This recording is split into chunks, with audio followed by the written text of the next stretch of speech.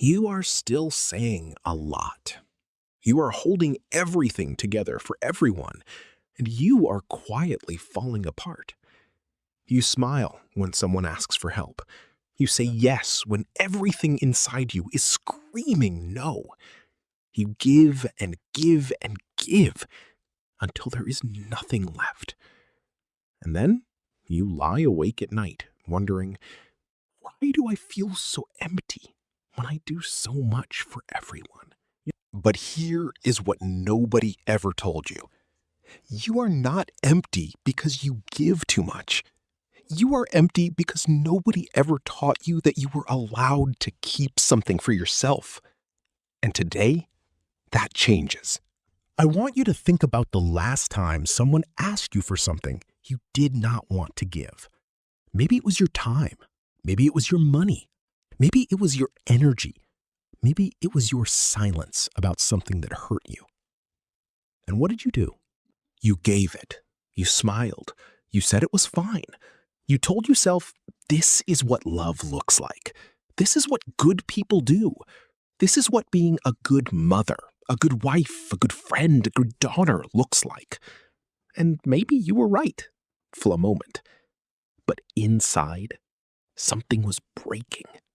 Because you have said yes so many times that you have forgotten what your no sounds like. You have been so busy being everything for everyone that you do not even know what you want anymore. And the worst part, you feel guilty for even thinking about yourself. You feel selfish for wanting something. You feel wrong for being tired. So you keep going. You keep dimming. You keep disappearing. Maybe you tell yourself, this is just who I am.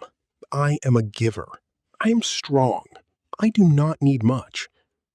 But at 3 a.m., when the house is quiet and everyone is asleep, you ask the question you never say out loud. When does someone take care of me? Sound familiar? If yes, then this is for you. Here is what nobody tells you about boundaries.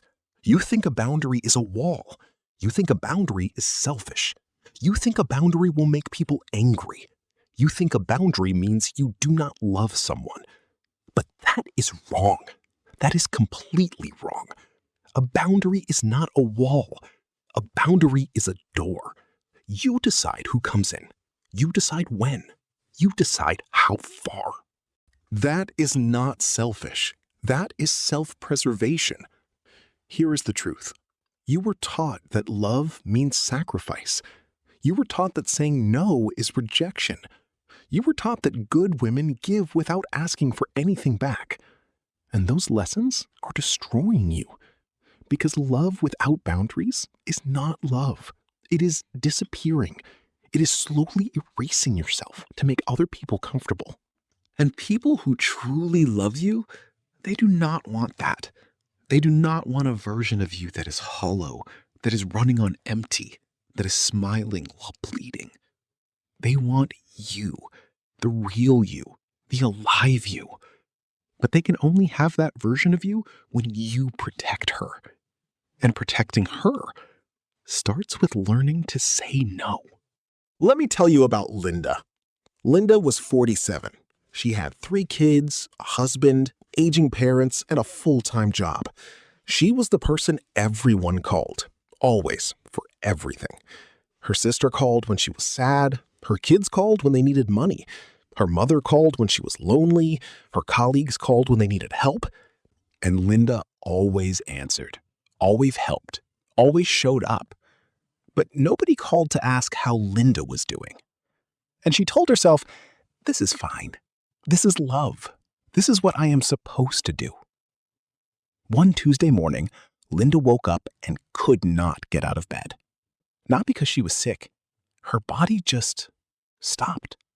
She lay there staring at the ceiling, and she felt nothing. Not tired, not sad, just nothing. Her husband walked in and said, "Are you okay?" And Linda looked at him and said the words she had never said before in her life. "No, I am not okay. I have not been okay for a very long time." And she started to cry. Not soft crying. The kind of crying that comes from somewhere deep. The kind that has been waiting for years. Her husband sat with her. And for the first time in 20 years, someone just sat with Linda, not needing anything from her, just being with her. That day changed everything. Linda started saying no. Small no's at first. I cannot make it to that meeting. I need to rest this weekend. I cannot take on another project right now. People were surprised. Some were angry. Her sister said she was being selfish. One colleague stopped speaking to her for a week. But Linda kept going because she realized something that changed her life completely. The people who got angry when she said no were not loving her. They were using her. And they were angry because she stopped being useful. And the people who stayed, they loved Linda, the real Linda. And Linda started coming back to life. Saying no is not the end of a relationship. It is the beginning of an honest one. You are terrified of saying no. You think people will leave. You think they will be angry. You think you will lose their love. But here is what is actually happening. You are already losing yourself. Slowly, quietly, with every yes that should have been a no. You lose a little piece of yourself every time you betray your own needs.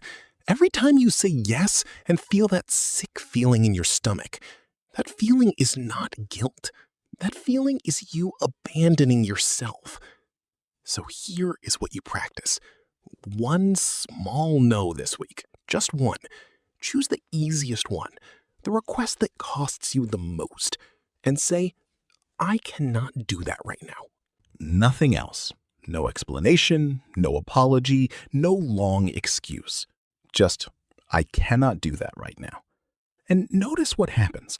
Notice that the world does not end. Notice that you are still here. Notice that you survived. You have been told that your feelings do not matter. Maybe not in those words, but in 1,000 small ways. People talked over you. People dismissed your pain. People made you feel like your needs were too much. And you believed them. So you stopped sharing how you felt. You stopped asking for what you needed. You stopped expecting people to consider your feelings. And that silence is slowly killing you. Because feelings that are not expressed do not disappear. They go underground. They come out as rage at small things, as tears for no reason, as numbness that scares you. Your feelings are not too much. Your feelings are information. They are trying to tell you something important.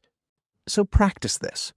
Once a day, say out loud, even just to yourself, how you actually feel.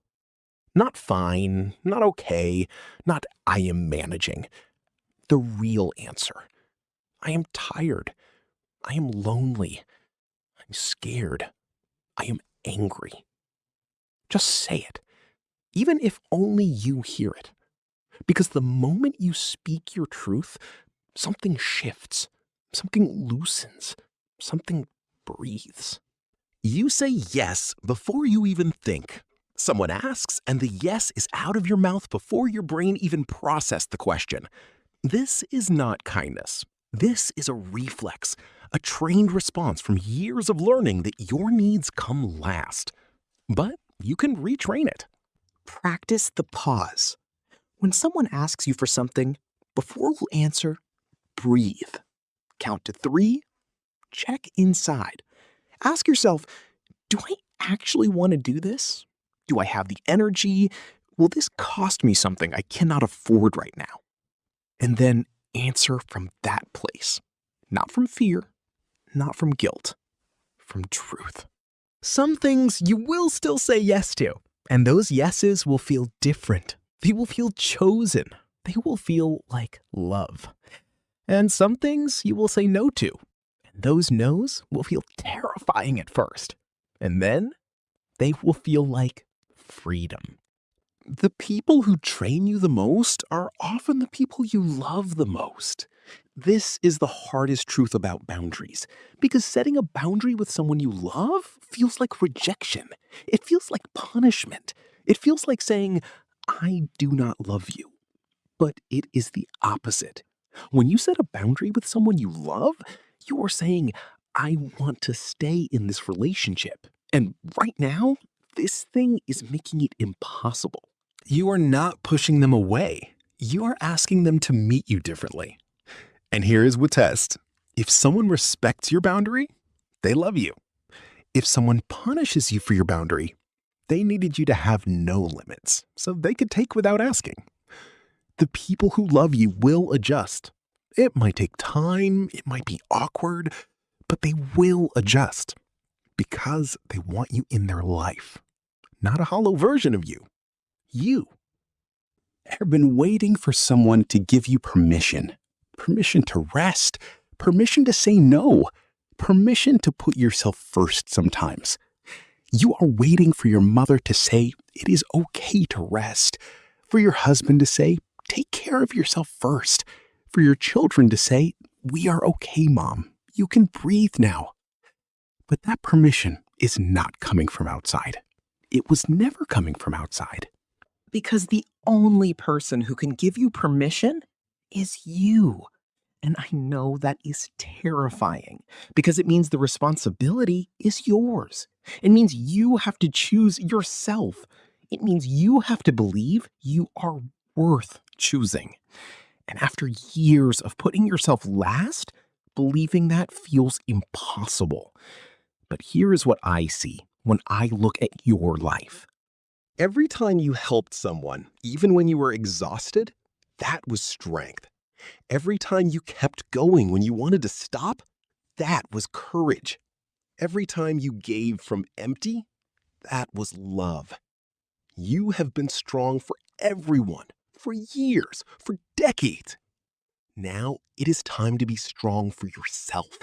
Not instead of everyone else, in addition to everyone else. You are allowed to be on your own list. You are allowed to matter to yourself. You are allowed to say, I need this. I deserve this. This matters to me. Not because you earned it. Not because you were perfect enough. Not because you gave enough. But because you are a person. And persons deserve care. Including you. Especially you. So here is what I want you to do after this. Think of one thing you have been saying yes to that is costing you everything. One thing, just one. And the next time it comes up, pause, breathe, and try a different answer. You do not have to explain yourself. You do not have to apologize. You do not have to make it comfortable for everyone else. Just try the pause. Try the no. Try choosing yourself once and notice how it feels. Notice the guilt. That guilt is not wrong. It means you are changing something old. But underneath the guilt, notice the relief, the breath, the tiny voice that says, that felt right. Because that is what a boundary feels like. Not comfortable at first, but right. Deeply, quietly right. You are allowed to have limits. You are allowed to protect your energy. You are allowed to say, this is mine and I am keeping it. That is not selfish. That is survival. That is love. That is finally taking care of the person who has been taking care of everyone else.